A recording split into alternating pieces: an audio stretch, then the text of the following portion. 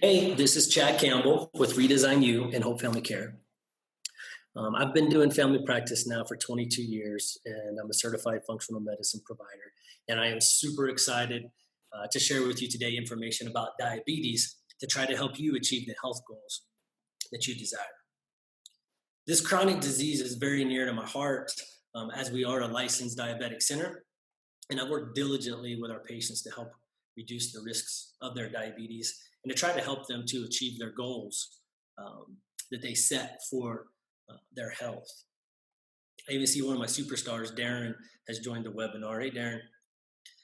So I'm hoping that today you'll learn something new, that you'll be able to take what you hear and maybe go educate others about what you've learned, or hopefully people that you work with, to try to prevent and help each other overcome all the scary concerns of diabetes. I want to thank you for your time and lending an ear today, and I look forward to hearing from you afterwards. We do have two types of diabetes programs here. One is an intensive individual program with myself and health coaches and a diabetic educator at Redesign You. And the other is at Hope Family Care with myself and our diabetic educator. All right, so let's get started. We all know diabetes is a disease associated with high sugars or elevated blood glucose. But diabetes is truly an insulin issue, just as much as the sugar, whether it's a lack of insulin or an insulin sensitivity. Blood glucose is the body's main source of energy. And so we get that through our diet. Insulin is the hormone produced by the pancreas that takes that sugar from the food, puts it into the cells so it can be used as energy. I love the analogy that glucose is all in the bloodstream and it's trying to get through the door into the cell. And insulin is the key that opens that door. So dysfunction of this occurs when the pancreas doesn't make enough insulin, type 1, or when the insulin isn't used the way that it's supposed to, which is the most common way. And as a result, that sugar, that glucose, stays in the blood. It doesn't get to the cells, and it's stored many times as fat rather than used for energy. When the sugar can't get into that cell, that buildup of that glucose or that sugar in the blood causes many, many health problems. Diabetes is just one of those. Diabetes affects nearly every aspect of one's physiology. Well, I'm sorry, not sure why it's doing that. Of one's physiology. So I want to throw this out there to think of our body as a system that works together. It's not an individual process. Think of it as a whole system. Diabetes increases the risks of cardiovascular disease, strokes, neuropathy, kidney disease, gastroparesis, where the colon doesn't move the way that it's supposed to, high blood pressure, high cholesterol, glaucoma, cataracts, cognitive decline, cancers. It's just affecting that much. So diabetes classification is with type 1 diabetes is an autoimmune disease where the body's ability to make insulin is pretty much destroyed. It's due because the immune system destroys the insulin producing cells inside of the pancreas. And type 1's diabetes is managed only by insulin injections, or you can do an insulin pump. And it takes a lot of continuous monitoring with that. Type 2, which is the most common form of diabetes, is where the body eventually begins resisting the effects of insulin, or insulin resistance, as you'll hear over and over again. Or simply, it just doesn't produce enough insulin to maintain a normal blood sugar balance. This type can be treated, and here, please listen closely to this. This type can be treated with lifestyle changes, such as diet and exercise and stress relief practices with close sugar monitoring. My superstar, Darren, that's listening, he's a prime example of this. I even tried to put him on medicine in the past, and he was like, nope, I can do this. And he has complete control with his diet and with movement.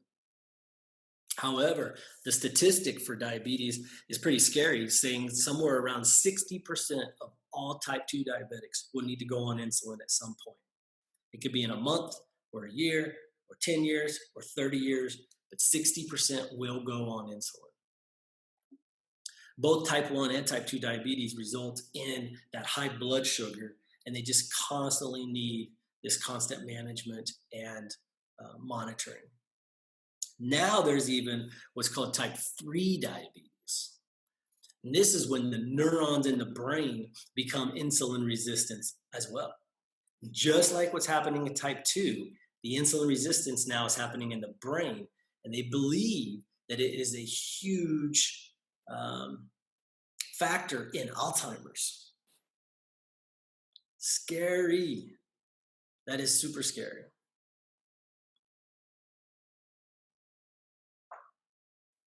So before the onset of type 2 diabetes, there's always a stage called insulin resistance. Not necessary in type 1, but in type 2 is always this stage that we talk about, insulin resistance. And this means that the cells have changed their response to insulin.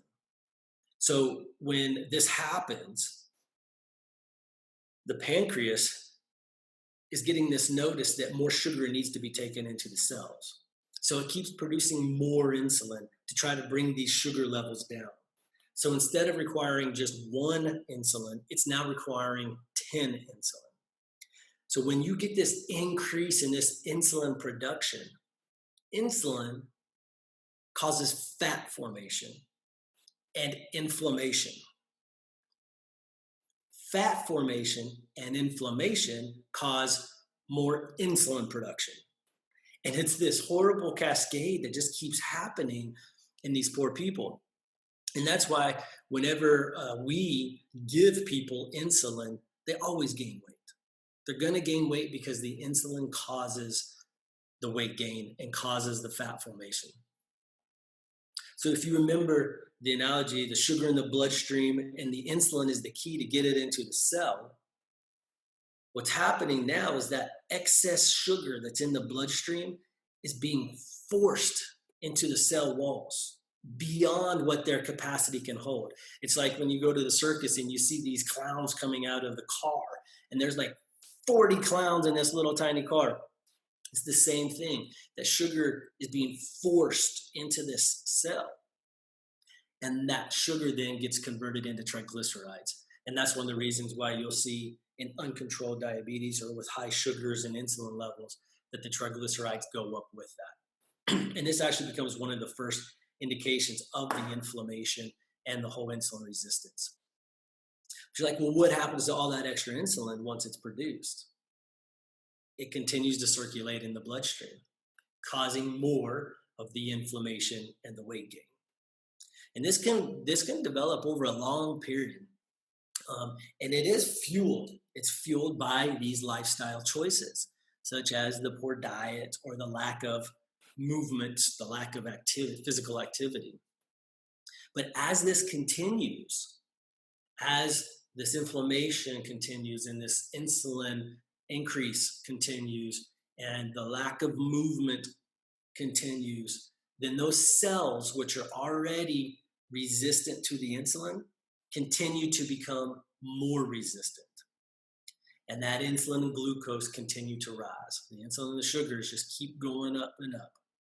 And then eventually the pancreas can't respond the way that it's supposed to. And that is when the pancreas goes into what we call pancreas burnout. It's unable to react to the demands that's needed to control those sugars. So as I said earlier, the insulin resistance is always present before type 2 diabetes diagnosis. And this is a big caveat for those with increasing weight and risks of diabetes, is that the insulin resistance will be present long before you see your sugars going up. Your sugar levels, when you say, I want to get tested for diabetes, I want to go get a sugar level. The insulin resistance is already happening. This process is already in motion. And what happens is checking the fasting sugar isn't the first step. When somebody is having insulin resistance and they are trying to convert to pre-diabetes or to diabetes, the first thing that's going to go high is what we call the postprandial insulin levels. That is the insulin levels 2 hours after they eat is going to go abnormally high first. Then the postprandial sugars, the sugars 2 hours after they eat, are going to go abnormally high. Then the next phase is their fasting insulin levels will be high. Then the fourth phase, the phase that everybody wants to check for, the fasting sugars then go up. So if you look at that, you'll see checking a fasting glucose is not an indication of developing prediabetes at all or insulin resistance. So when you do go to your doctor or your practitioner, remember, if you are concerned about developing this diabetes, you want to know what your insulin levels are after you eat, or the sugars after you eat, or phase 3 fasting insulin, phase 4 fasting sugars. So think about that when you do that. So different signs of insulin resistance include fatigue after meals, constant hunger, heightened cravings for sweets, and difficulty losing weight. Unfortunately, it's fairly common. A recent report by the CDC showed 36% of men and 30% of women of the US population have insulin resistance or prediabetes. That is huge, and it's very disheartening that many people are developing diabetes. The increased insulin in the blood speeds up the progression of that diabetes as well as all these other health issues. So let's talk about some of those. Excess insulin is connected with almost all chronic and systemic diseases. The roles of the insulin the roles of insulin include increasing the liver, the muscle, and fat tissue uptake of glucose, increases fat storage, increases glycogen or stored glucose, increases amino acid uptake, increases potassium uptake, decreases the breakdown of the proteins, decreases the breakdown of fats, like blah, blah, blah, blah, blah. So what does all this mean? Because those are good things. But when the insulin is out of control, those different processes that insulin does causes metabolic syndrome, high sugars, fat around the waistline, high triglycerides, causes chronic kidney disease, causes heart disease, causes Alzheimer's, remember, type 3 diabetes. It's a factor in polycystic ovarian syndrome, rheumatoid, multiple sclerosis, lupus, more and more and more. There are so many things that insulin resistance is now associated with. They're even saying now that heart disease is inflammation in the vessel walls. Insulin causes inflammation. So it's all a system. Remember, think about the whole system and from a bird's eye view, excuse me, rather than individual systems.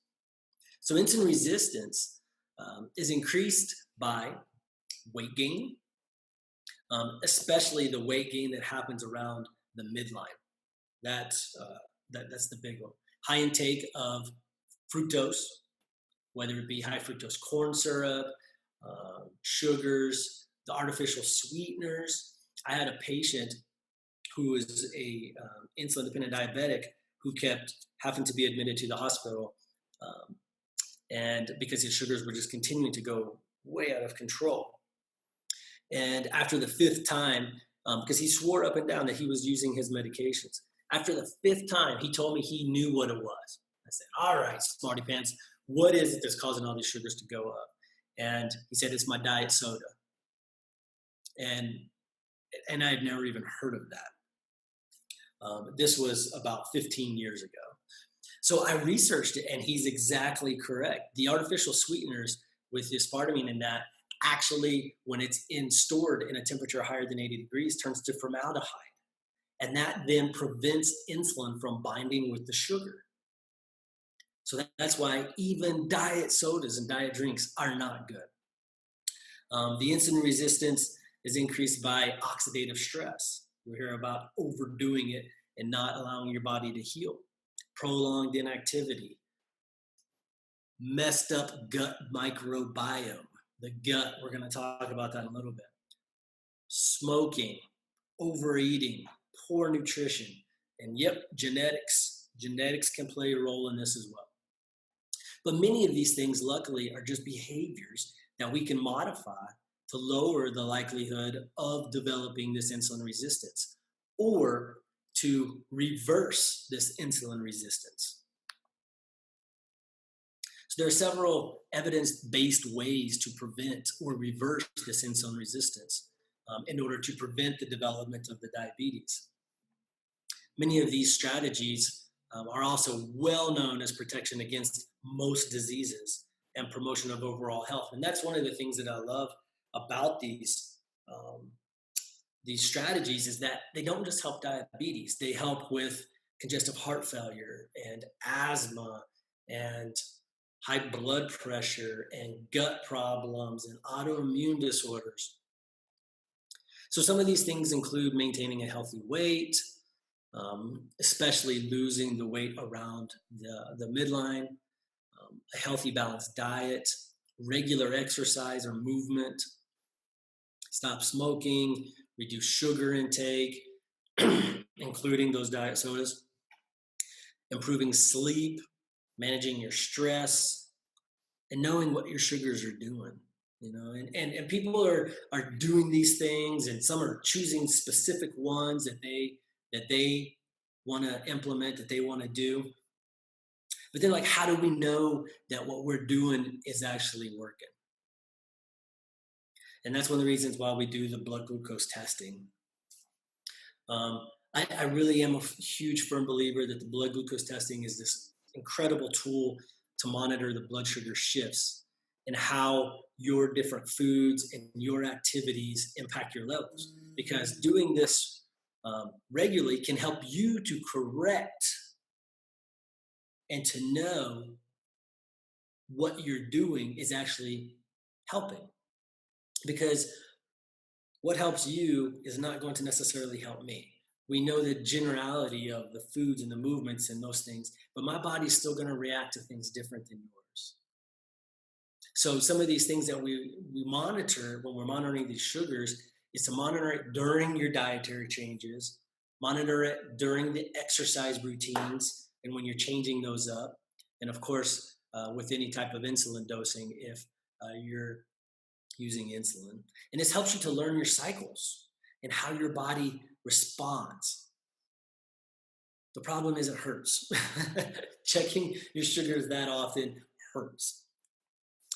American Diabetes Association's recommendation is that those with type 1 or type 2 check their sugars at a minimum of 3 times a day. Now, there's multiple different types of levels of diabetes, and some people are having to give themselves shots 4 times a day. So they have to check their sugars much more than just 3 times a day. But that's a lot, 3 times a day. And the problem is that how often you're testing and the best times to test are all determined by how well your diabetes is controlled. What type of treatment you're doing, the stability of your sugars, what type of medications are you on. And so some people checking 1 time a day, if they're controlled, might be okay. And for others, it's not, especially if you're on medications that have high risks of lowering your sugars and causing low spells. Remember, 1 low blood sugar will take your body an entire month to recover from. The problem is, in my experience, we do as little testing as possible because it's so expensive. Those test strips are not cheap. And again, because it hurts. It hurts. However, self-monitoring of your own blood sugars is a huge fundamental strategy of diabetes management. And it is one of the huge proactive things you can do to try to get control of it. This is one of the reasons why I use a lot of continuous glucose monitors, and I use them as much as I can. I researched it online, and the cost of these CGMs at Walmart right now, the reader is about $70, and then you put a 10-day sensor on your arm, and that's about $36 for every 10 days. So that comes out to, what's that? 30, 60, 90. So somewhere around $110, $115 for the sensors per month. And that reader, that $70, is a one-time thing. So you put this sensor on your arm, and then that reader, you just scan over top of that, and that tells you what your sugars are.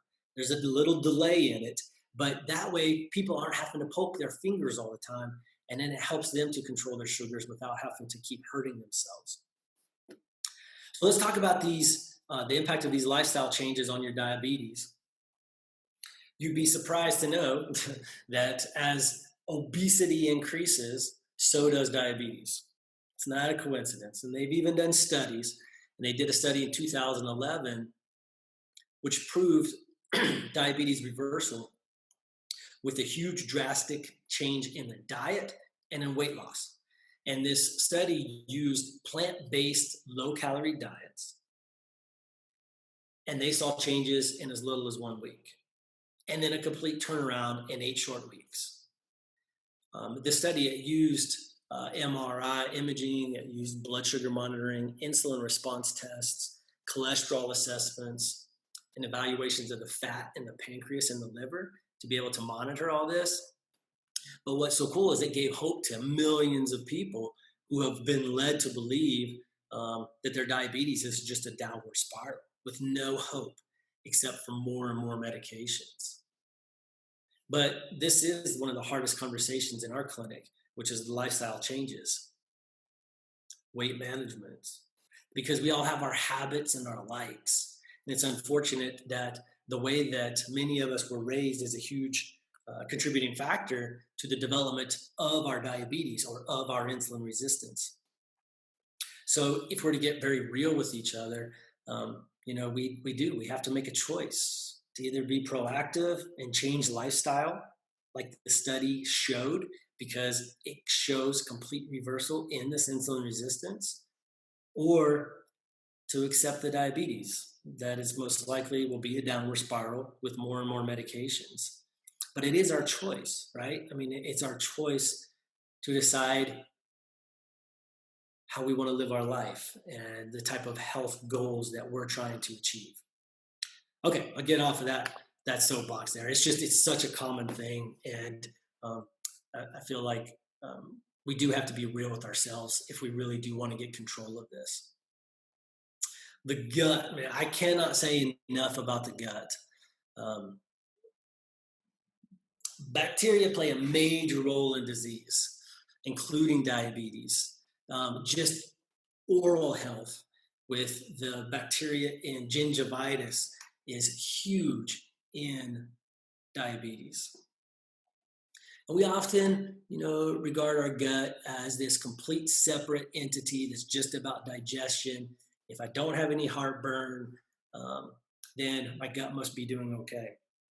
But it's not. It's really not. Our microbial balance, that balance inside of that gut within our digestive system, it's a huge influence to our overall health. I try to get people to see the gut as the foundation of their home. You have to build a solid foundation in order for the home to be solid and to not fall. Research even suggests that it is a powerful contributing factor to our health just as much as the relationship with our external environment, meaning everything outside, meaning what we put in our mouths. It's that important. There's a link at the end of this presentation. You'll see there's a link between autoimmunity and diabetes. And if you get time, please check it out. Because type 1 diabetes has been understood as an autoimmune disease, meaning the immune system attacks the healthy cells, mistaking them as invaders. In the past, people have thought as type 1 diabetes as diabetes of childhood. Now we see a huge increase in what's called LADA, latent autoimmune onset diabetes, which is type 1 diabetes in adults. And it is on the rise, and it is this autoimmune form of this diabetes. Type 2 diabetes, as I said with LADA, is now starting to show more autoimmunity to it as well. And autoimmunity in all forms is commonly linked to gut permeability, which we're going to talk about at a future webinar. But when the gut is not healthy, call it however you want to call it, leaky gut, dysbiosis, intestinal permeability, when it is not healthy, it causes an increased risk in these autoimmune disorders. That's why the key to health, the key to being healthy is to start with your foundation. With or without diabetes, start with your gut. Start with your gut. And there are many ways to boost the gut health. Anti-inflammatory diets, addressing food allergies, avoiding medications which cause this unhealthy gut, getting the right nutrients, staying hydrated. And many of these approaches are used to combat not only diabetes, but most health issues, most all of them. And it works as a system together. Remember, it's not independent. They all work together. So the health of the gut reduces the insulin and the sugar levels. It helps. They all help with each other. When we can see it from that view, you'll see why addressing all of this at one time is so it's so important, and it's such a huge response that you'll get. There's so many diets out there, and I don't even know how people are able to figure out what they want to eat and what diet they're going to follow, because everybody claims that their diet is the way to go for your diabetes. And many of them conflict each other, and it's such a mind chaos in trying to figure these things out. The one thing that most of these all have in common is that most of them agree the glycemic index is important. And that's what's used to measure your body's insulin response to a particular food.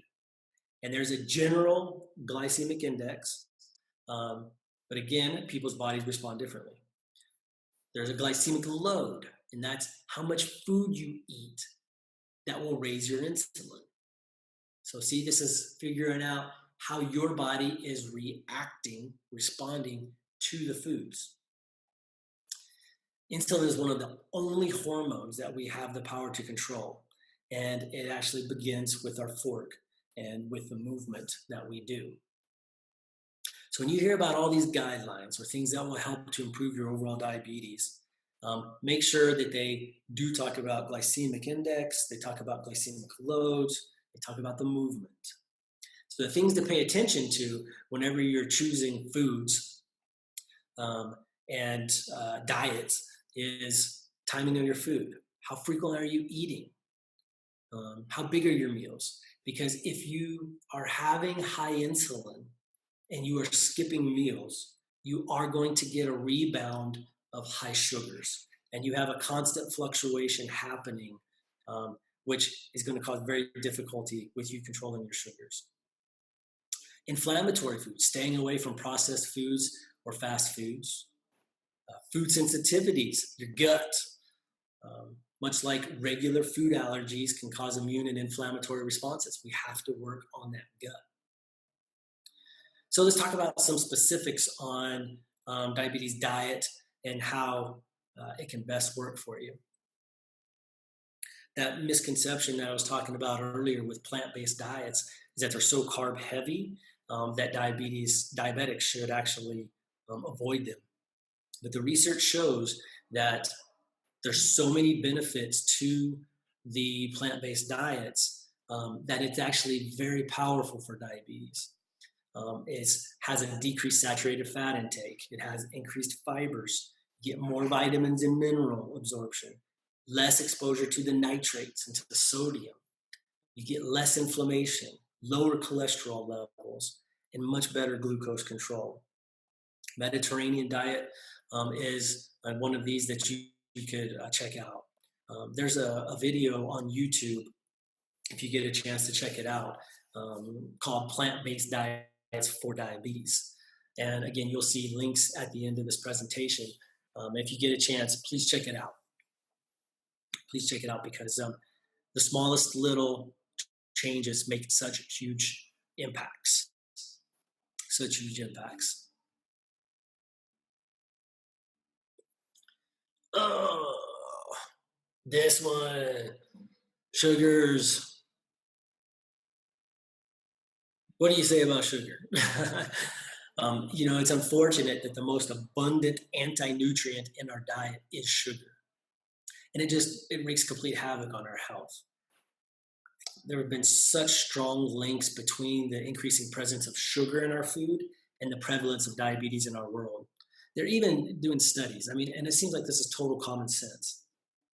But they're doing studies showing the close connection of sugar and diabetes. And what they found was so alarming, but not surprising. More sugar means more diabetes. For example, every 150 calories of sugar per day, diabetes rose by 1% in the population. And this figure was true despite factors of weight, activity, overall caloric intake. Just 150 calories a day increases diabetes in the population by 1%. So to put that in perspective, one 12-ounce can of soda has approximately 150 calories of sugar. I don't think people buy cans anymore. I think they buy the 44 ounces. But that's how much is in there. So think of the term, if you've heard of it. Have you heard of skinny fat? Skinny fat. There it is. Diabetics are often deficient in many nutrients that the body needs to function properly. And a few of these nutrients, regardless of type and stage of diabetes, is alpha-lipoic acid. This is a nutrient which is anti-inflammatory, it's an antioxidant, and it's responsible for turning sugar into energy within the cells. Magnesium, this mineral is huge, and it's responsible for energy production and nerve function. It helps protect the energy sources in your body. And according to the American Medical Association, over 50% of the US population is deficient in magnesium. I see a ridiculously much higher number than that. Most everybody needs magnesium, especially diabetes. Zinc is especially important to the proper function of the pancreas. B vitamins, all the B vitamins play such a huge integral role in the body's many processes. One role in particular is the carbohydrate metabolism.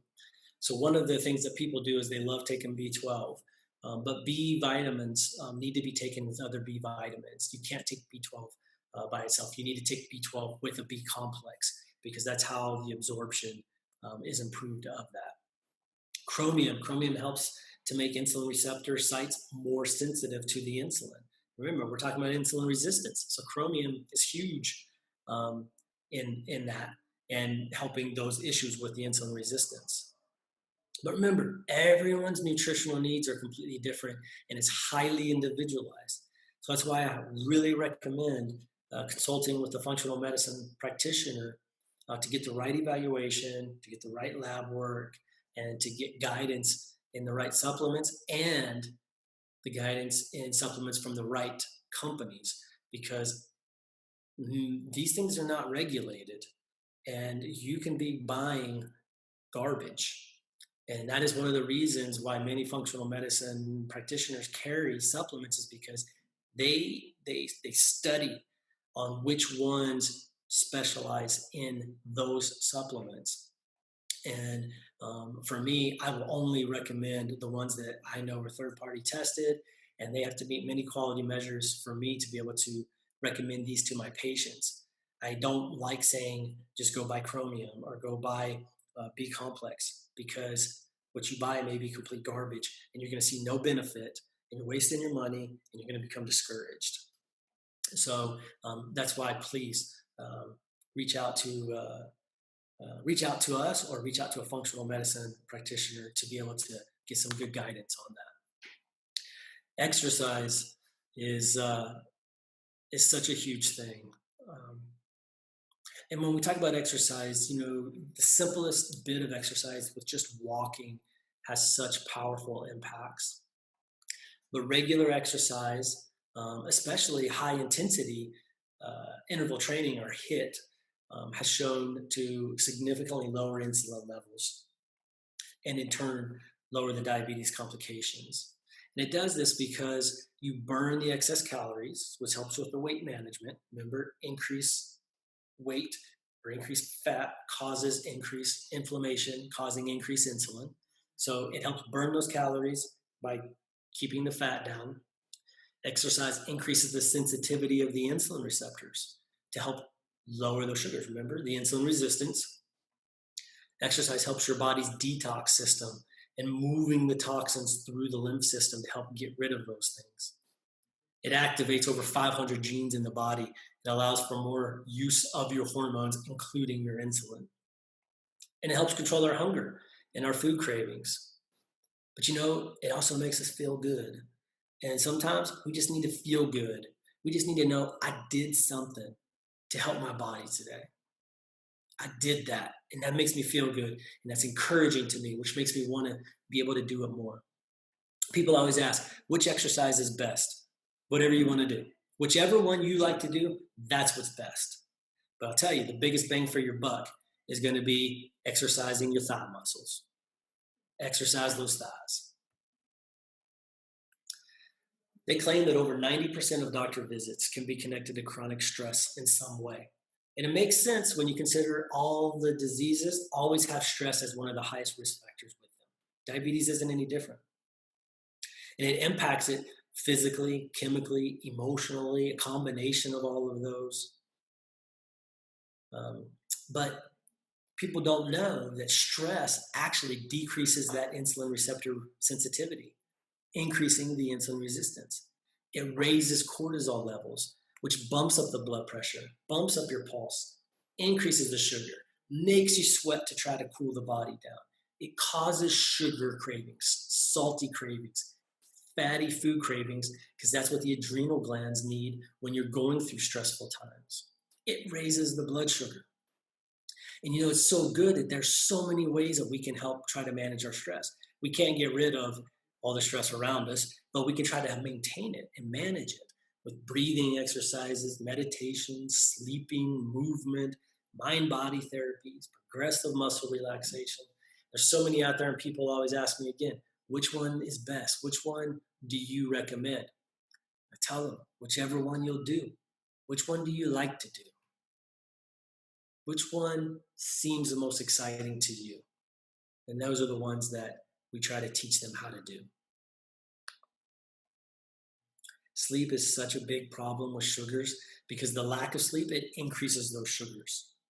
So the lack of sleep causes the glucose or the sugar imbalance, increasing the food cravings, and then increases the risk of all the diseases like diabetes, heart disease, obesity, weight gain.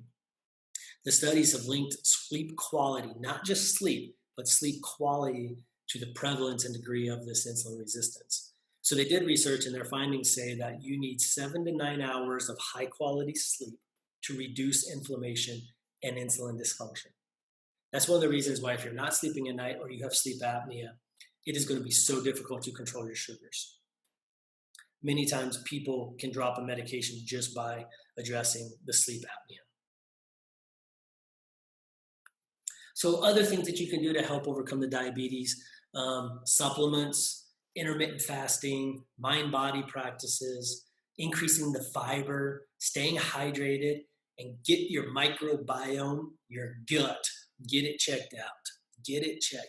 My staff calling me the poop guy because I do so many stool analysis on uncontrolled diabetics, And they don't understand that microbiome, that gut is that foundation.